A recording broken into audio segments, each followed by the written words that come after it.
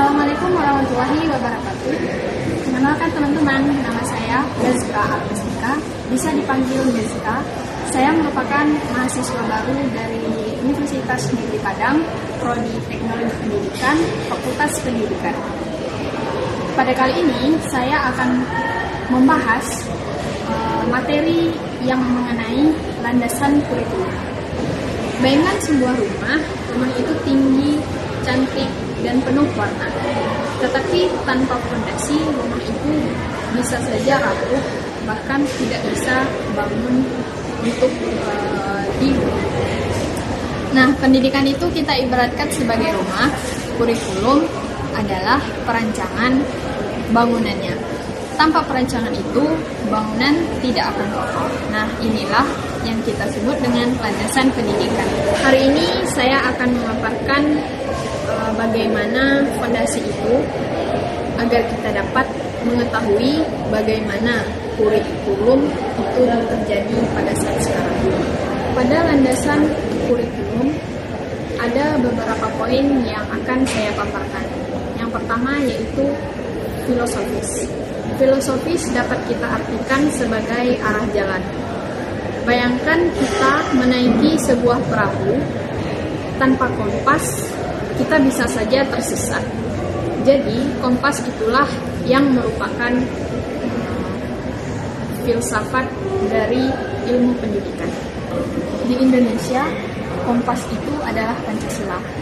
Ia membawa pendidikan untuk mengarahkan, menumbuhkan manusia yang beriman, adil, menghargai perbedaan, dan cinta tanah air.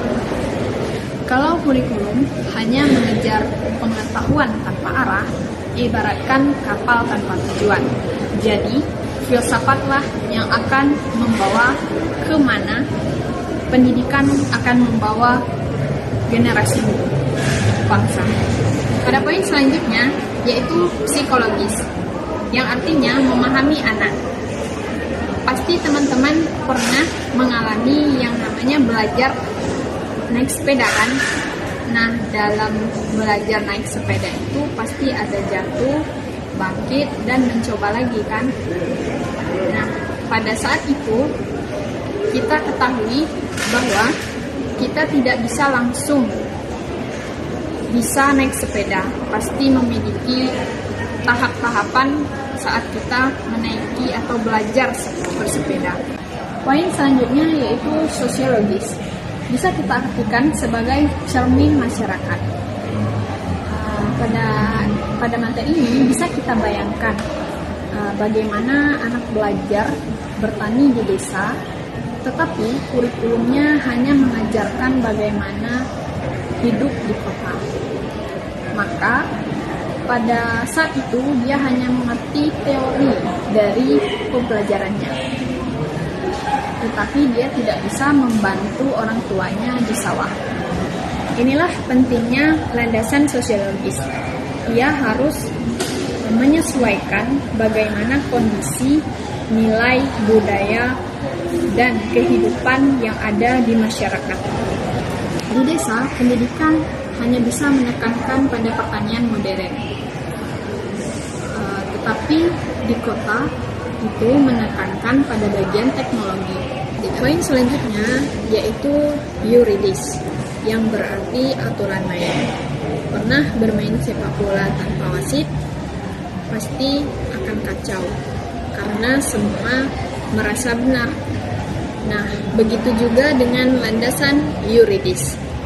Bagaimana pendidikan itu diatur sesuai dengan Undang-Undang Nomor 20 Tahun 2003 yang diibaratkan sebagai aturan yang mengatur pendidikan berjalan di Indonesia.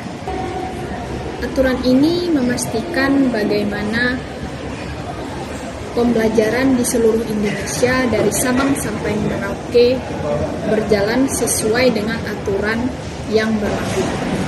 Pada poin yang terakhir yaitu landasan ilmu pengetahuan dan teknologi.